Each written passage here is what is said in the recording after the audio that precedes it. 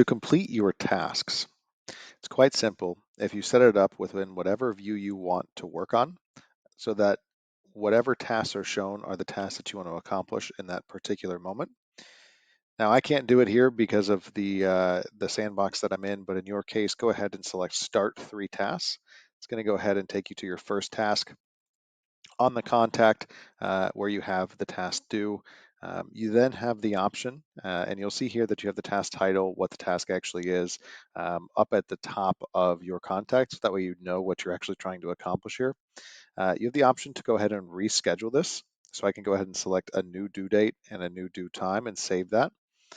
Or I can go ahead and skip this, or I can go ahead and mark this as complete. When I go ahead and mark this as complete, you can go ahead and select next. Again, I'm in a sandbox, so it doesn't show up here. But then if you go ahead and select back to tasks if you're complete for the day, that will also work. And that's how you manage working through a task list.